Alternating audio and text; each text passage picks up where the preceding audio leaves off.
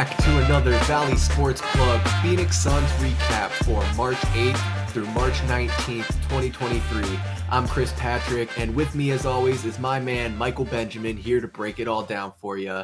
So let's go ahead and get right into it. Oh man, Mike. Of course, we all saw Kevin Durant go down with the ankle sprain in pregame against the Oklahoma City Thunder. We've heard he'll be reevaluated in 2 to 3 weeks, so possibly this time next week. Let's keep our fingers crossed for a good report. But in the last 2 weeks, the Suns would go 2-4. Their record now 38-33 on the season. Let's see how those last 6 games broke down. We started versus Oklahoma City, where we would get the win 132-101. Staying at home against the Sacramento Kings, we would get the L 128-119. Next, we would take our show on the road to Golden State against the Warriors, another heartbreaking loss, 112-123. Back at home against the Milwaukee Bucks, the third loss in a row, 116-104. Still at home against the Orlando Magic, we would bounce back with a win, 116-113. And then last, at Oklahoma City, a heartbreaking loss in the fourth quarter, 124-120. So now I'll pass it over to Mike for a deeper look at those last 6 games. The Kevin Durant era got off to a hot start with 3 wins and an incredible win against the Dallas Mavericks where KD hit the game-winning jumper. We were finally going to see him get to work at home. The place was buzzing. Everybody was out there early. Those ticket prices, man, if you know, you know. And unfortunately, KD has a crazy, just tough situation with the rolled ankle, more like a folded ankle. That was a tough one to see. But unfortunately, we had to wait for the Kevin Durant era to officially start at home. But Devin Booker said, don't worry, I'm going to make it your money's worth tonight. He had 44 points, 4 assists, and 3 rebounds, shot 17 of 23 from the field in just 28 minutes. He was actually trying to hide behind some players to stay on the floor when Monty called for his eventual game-ending sub. That's the guy, man. He just wants to be out there and ball, but had a nice output from Terrence Ross as well with 24 points, shot 8 of 13 from the field, and had 6 threes. But with that being said, the Kings came to town, and, man, they had huge bench contributions. 19 from Harrison Barnes, 18 from Malik Monk, 65 total points from the bench on 20 of 33 shooting. They had 7 players with over at least 12. And the Kings moved to 3.5 games ahead of the Suns for the 3rd spot. Then we had to play the dreaded Warriors. Klay Thompson went crazy. He had 33 of his 38 in the first half, 8 made threes. And the Suns were in an early hole, 43-21 after the first quarter. The Suns did fight back. Josh Okogie's 3 with 4:59 left in the third pulled Phoenix within 85-81, and his putback a minute later made it 87-84 before Curry and company, made their run and finished this one off.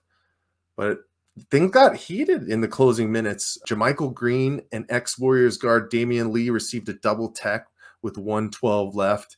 You could see Steph Curry's mom, Sonia, she hopped out of her seat, became emotional, yelling, making sure that her son-in-law, Damian Lee, was okay. But then the losing streak continued where the Milwaukee Bucks came in and Giannis had a big one. The Bucks actually, at that point, had won 21 of their past 23 games, an impressive 2-month stint, and actually was their 50th win of the season. But Torrey Craig, man, he went through it. He was bullied down low, got ran over, actually lost a tooth in the 3rd quarter as well after taking an inadvertent elbow from Antetokounmpo. He laid on the floor for a few seconds before finding his tooth on the ground. Oh, crazy, crazy. But in that game, we could see the disparity, and it came basically from the free throw line. The Bucks had 37 total free throw attempts compared to the Suns' 16. So, tough one. But then we finally were able to end the losing streak, and the Magic came to town. Nice young core. I think they're going to be pretty good within the next couple of years, but they had some nice scoring outputs from a handful. Markelle Fultz had 25. Paolo had 18. Cole Anthony, 17. Franz Wagner, 16. Orlando trailed by 12 points in the second half before pulling even at 101 with Wagner's three-pointer with just under 6 minutes to go. But Terrence Ross made 2 free throws with 6.1 seconds left, and Josh Okogie sealed it with a game-winning block on Paolo. Good to finally get back in the winning side of things. And then we go to Oklahoma City, and it was a real tough one, especially those last 2 minutes. I think the 2-minute report already has showed 2 missed or incorrect calls that went against the Suns. Obviously, I hate those reports. I don't know how you feel about them, Chris, but it doesn't do anything for us at the end of the day, but just make us hang our heads a little bit more. But no DeAndre Ayton. He got banged up in that Orlando game, and they listed him with a sore groin, but wait, nope, they changed it to a sore hip about 3 hours later. What's ailing him? We don't know. But Booker went crazy, 46 points on 18 of 28 shooting. Phoenix led 69-57 at half on 52% shooting, but then a steal by Shea and an and one with 0.4 seconds left in the third cut the game to 6 going into fourth, and the momentum shifted. And Chris, we've just been trying to stem the tide. Obviously, these past 6 games have been a little tough, but the Suns are still middling right around the middle of the Western Conference. I think we already talked about how those 4th through 10 seeds are all within 3 games. So the Suns have to continue some momentum and get some wins in these last 11 games to make sure that they might have at least a series with home court advantage. But I want to pass it over to you so you can let us know what you've been seeing these past 2 weeks. Absolutely. Thank you, Mike. And you mentioned the Kings there near the top of the West. While we're talking stats, I just wanted to point out what a season they've had. They're going to make the playoffs, breaking a drought that goes back to 2007. And just for some fun facts, the last time the Kings made the playoffs, for example, the iPhone didn't exist and George W. Bush was still president. Oh my goodness. So shout out to Sacramento Kings fans, anybody who's been riding with them. But let's talk about the Suns. I mean, man, Josh Okogie just building houses with all the bricks he's been throwing up. He's been averaging in the last 6 games, 10 points, 3.5 rebounds, and shooting a dismal 33% from behind the arc, including a 2 for 10 performance against the Orlando Magic. You know, Mike, you're a baller. You know, they say if you got an open shot, take it. But at what point do you got to call it, man? Some other players that have been doing well, DeAndre Ayton in the 5 games he played out of the last 6, averaging 18 points and 9 rebounds. Like you said, that mystery injury, is it a groin? Is it a hip? We'll have to see, but it's clear he's going to be crucial in the home stretch and the playoff run we have coming up with us. So looking at some other players here, Terrence Ross, maybe struggling to find his place a little bit. He is averaging 10.7 points in the last 6 games, 2.2 rebounds, but a minus 4.8 plus minus. It's just not quite what we were hoping to see out of him. I know he was promised a great deal of playing time, and funny enough, we saw in that game against the Magic, his former team, his buddy Markelle Fultz at the end decided to untie his shoe, play a little trickery, and broadcasters weren't too happy about that, calling for a flagrant foul or a technical foul, if you will. Some foolery, but we got the win there, and that's what's most important. Cam Payne, that very crucial backup point guard. Again, another guy that I think just hasn't been showing out as much as we had hoped. In the last 6 games, he's averaging 9 points and 4 assists, but exploded for 18 against the Orlando Magic and looked really good. So if he can just find some more consistent play out there, I think he could really play a big part in this team going forward. And on top of that all, I know it's all lingering in the back of our minds, but Chris Paul potentially getting injured, as he tends to do, especially later in the season and in the playoffs, we could really be leaning on Cam Payne going forward. Obviously, with KD and Booker out there, maybe not as crucial, but who knows? I just think Cam Payne is a guy that needs to start being more consistent so that we can really have a shot, you know, going forward and moving on. And I think that's the big thing and the most crucial thing for this Suns unit. You know, when KD is healthy and our guys are all rolling, it's a different topic, right? But this is the truth that's in front of us right now, Suns fans. We're getting down to the nitty-gritty last 10 games of the season where playoff seeding is imperative on getting some of these wins. And the Suns have a very, very tough schedule to finish the season. And we need those contributions from Cam Payne, having a huge game, stepping up in that Orlando game. we got to continue to get some consistency out of Terrence Ross, not only on the offensive end, but as well on the defensive end. What happens with Landry Shamet now that he's back? Is he going to be able to contribute on the offensive end and catapult this second unit? Because here's the truth of the matter. We saw just in this last game against the Oklahoma City Thunder, Devin Booker doing it by himself isn't going to get wins for this team. Other guys have to step up and stay the course and hopefully keep us on that top half of the Western Conference, because it's a whole different ball game when you add KD. I understand that, but we want to have some home court advantage at some point and start the playoffs off right and get that camaraderie back when KD comes through. But going to be a tough last 2 weeks. Super excited to see what comes out of it and how the Western Conference as a whole fleshes out. But with that being said, Chris, I think it's that time.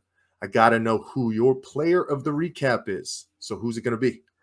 Man, Mike, you know I had to do it. He seems to be a perennial player of the recap. It's got to be my man, Devin Booker. In the last 6 games, man, 33 points, 3.7 rebounds, and 3.2 assists. Like you said, he loves blowing up on OKC. 44 points in that first game in just 28 minutes and 46 points in the loss, which, you know, I've had my criticisms of Devin Booker. I know I'm making him my player of the recap, but I just saw a play a couple nights ago. I think it was in that OKC game where he's doing his high post back down move, has the defender on his hip, and he does that smooth fadeaway and drills it. But at the same time, you see Landry Shamet not 10 feet away, wide open, and he's not calling for the ball crazy or anything. I think he knows Book is going to do his thing, and I know that's what you want, though. In these clutch situations, Devin Booker is a guy you can go to and rely on. And I hope he keeps that fortitude and that tough grit to be grinding away in these crucial situations, because if KD's on the bench or KD's deferring to him, especially with KD on the court, I feel we already saw a sample where it really opens up the court and gives Devin Booker a whole new world of opportunities. So going to be leaning on him heavy, especially with KD still out potentially for another week or so. Who knows? They might even hold him out till the playoffs. It's hard to say, but Devin Booker, man, just an absolute stud. And there's a lot of haters around the league, but this guy is going to be a star in this league for years to come. And before I pass it over for your player of the recap, Mike, I just had to mention the West is difficult right now. I've never seen so much parity in the league as much as I've seen now than the past 10 years or so. It's crazy. I feel like it's honestly wide open. You mentioned those tough teams like the Golden State Warriors. You can never write them off. The Denver Nuggets are at the top of their game and the top of the West right now. And you look at the East, we just had a tough game against Milwaukee where Giannis had 24 free throw attempts, man. And what, Devin Booker, I think, had 4. The whole Suns team only had 16 attempts in that game. So a lot of tough competition out there. So staying healthy and leaning on these guys like Kevin Durant, like Devin Booker, is going to be absolutely crucial. But you got to tell the people, Mike, who's your player of the recap this time? I was getting flashbacks to December, man, when we were having all of our losing streaks, those 5-game, 6-game, couple of different losing streaks, trying to find a needle in a haystack. Obviously, this one wasn't as bad, but when you go 2 and 4, tough sample size to try and pick who was the best out of. But with this one, I went with Chris Paul. His last 6, he had 14.3 points, 10.7 assists, 4.3 rebounds, 2.2 steals as well. Doing it on both ends, being the facilitator that we know, had 16 assists against the Kings and 13 against the Thunder as well. And the thing that I've liked is he's shooting more. He's averaged about 13 attempts over the last 5 games. But why is he shooting more? Obviously, Kevin Durant isn't on the floor, but this is where we're at. And we don't know how long DA is going to be out. Maybe it's just a stinger. He's back within the next game as well. But he's become the number 2 guy again, and he's going to have to continue to carry the load along with Booker in these last couple of weeks before we get KD back. And the final thing I will say is I want to touch on what you said, Chris. The West is wide open. So once we get Kevin Durant back, Suns fans, it's a whole different ball game. But we're still talking about trying to get some of these wins and solidifying our playoff positioning, because it's crucial, and we just want to get more home games in front of our fans so we have more opportunities to go see the team we love. But, whew, Chris, we got some crazy ones coming up. You got to let us know what's going on the next 2 weeks with this Sun schedule. It is not getting any easier, Mike. There's just 11 games left in the season. 4 of these next 7 are going to be on the road. So we'll start with a road trip against the Los Angeles Lakers on Wednesday. We'll stay in California, head upstate, and take on the Kings in Sacramento for a revenge matchup there. Then it's back at home against the Philadelphia 76ers, who just snapped their winning streak. So might be some blood in the water there. Next, we'll head up north a bit to Utah to take on the Jazz. And then back at home for a quick 2-game stint against the Minnesota Timberwolves and Denver Nuggets. And we'll round out these next 7 games in Oklahoma City again, taking on the Thunder. So expect Devin Booker to put up 40+ in that game. But man, what a matchup. I mean, the Lakers, the Kings, the Jazz, even the Timberwolves and the Nuggets all fighting for a playoff spot, and the Sixers in the East going for the playoffs. So potential playoffs, finals matchups. I mean, a lot of storylines here, so we're going to have to keep following it, and you got to make sure you keep tuning into our recaps every 2 weeks so you know what's going on. But for Michael Benjamin, I'm Chris Patrick, and we will see you next time. Peace.